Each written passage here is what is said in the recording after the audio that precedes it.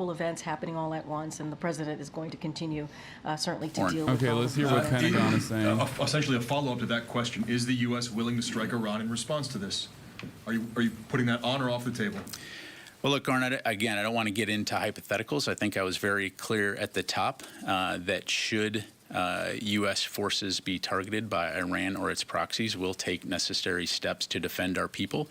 And I think we've also been very clear that we're going to support the defense of Israel. And so I'm not going to get into theoretical or speculative operations at this stage, other than to say, you know, we mean what we say and we say what we mean. And then a follow-up question. Iran claims to have used a new Fatah missile, which is supposed to be a hypersonic ballistic missile. Can you assess whether they did use new and advanced weaponry in this attack and whether they learned from the April attack?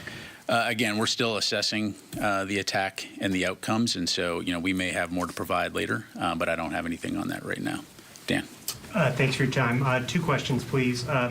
On Secretary Austin's statement last night, he referred to being supportive of operations along the border. Is he open to Israel using operations on both sides of the border? Along the border was a little vague there. Well, I think I'd go back to how I responded to Joseph, right? We understand and support Israel's right to defend itself against Hezbollah, as we highlighted in the readout. We understand that part of that is dismantling some of the attack infrastructure that Hezbollah has built along the border.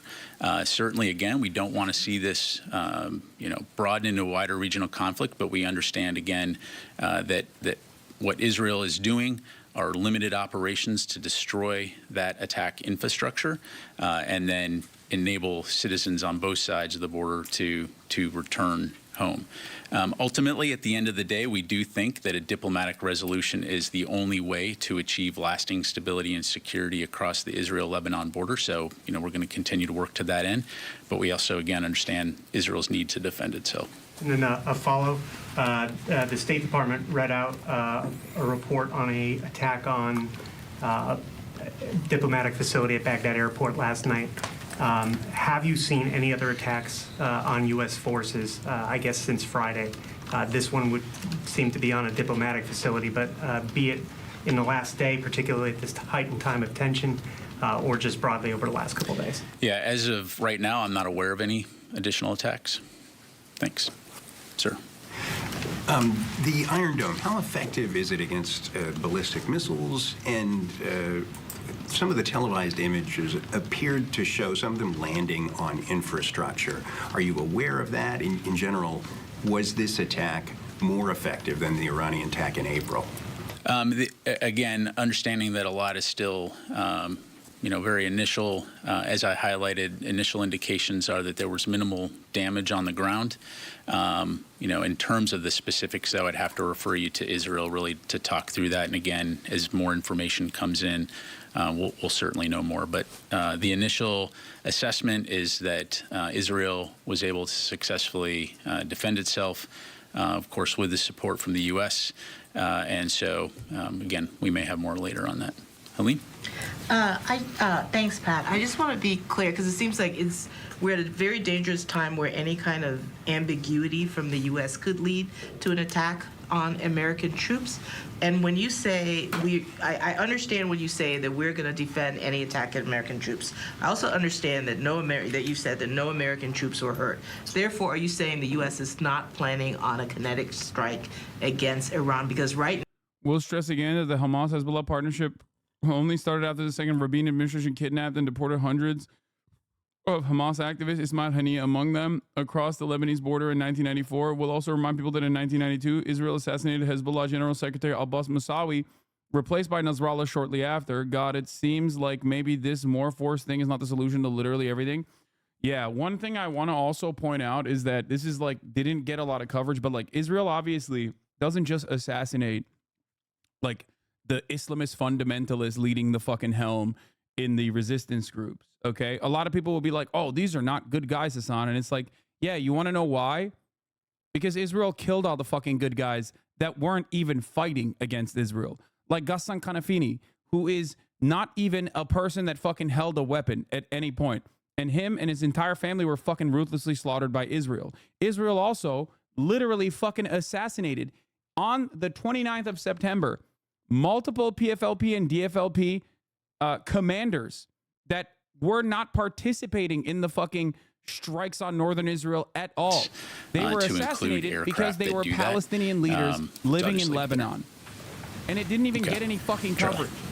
So when people go, oh my God, why aren't there any like secular Marxist leaders or whatever? It's because Israel kills them all the fucking time. Okay?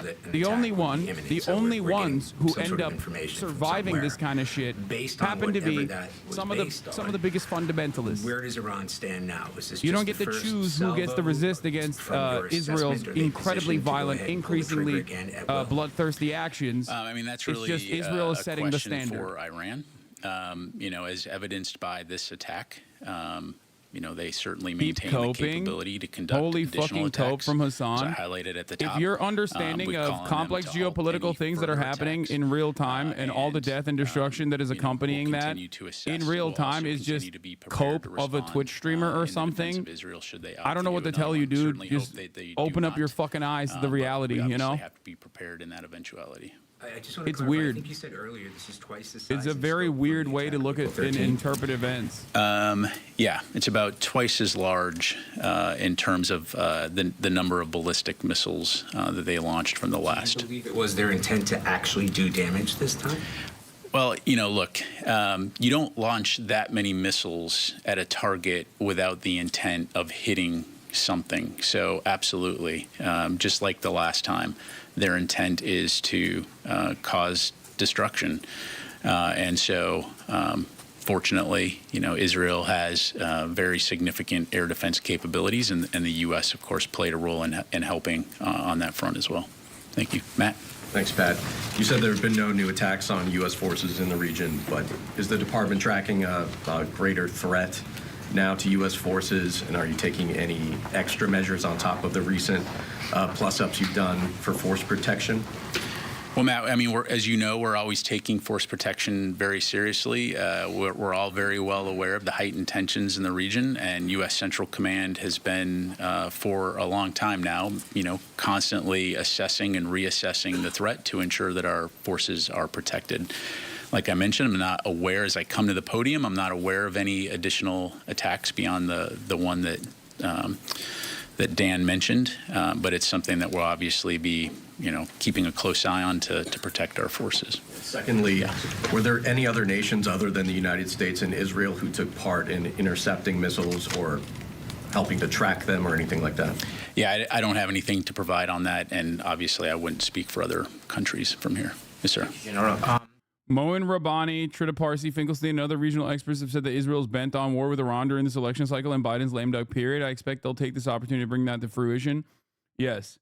Part of the reason I think that Iran has been insanely restrained, and this is not just my estimation. I know people will say like, oh, Hasan, you're fucking biased in the matter or whatever. This is the estimation of like the American State Department as well, in terms of its like Iranian retaliation to Israel violating its sovereignty on a regular fucking basis as well. I'll say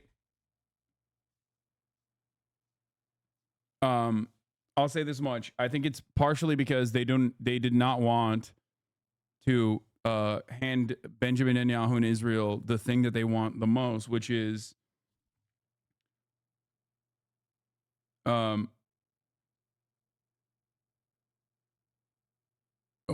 basically, fuck, sorry, I'm all over the place today. A lot is going on, which is basically a war with Iran. Okay.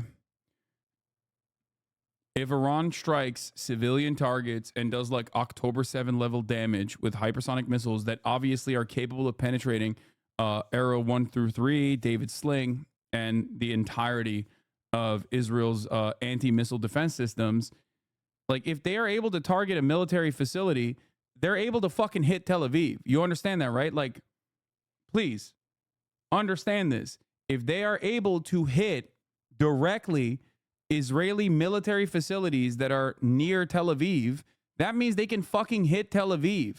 That means they can kill civilians in the same way that Israel does on a regular fucking basis. Okay? Recognize this reality, please. There is a reason why they're not doing that and targeting military facilities and impacting military facilities instead. Okay? The reason is because they are still worried about if they kill a bunch of Israeli civilians, then the big war, the thing that they're worried with American military joining the conflict and greatly escalating it into a full-blown regional war with Iran will occur. I think that is partially what Israel wants to do. That is partially what Israel wants to do, basically. I think that's what they've been gearing towards for years and years. What is this? Khrushchev didn't want to reveal the nukes in Cuba till after the election because he didn't want the Republicans in because they were more anti-communist.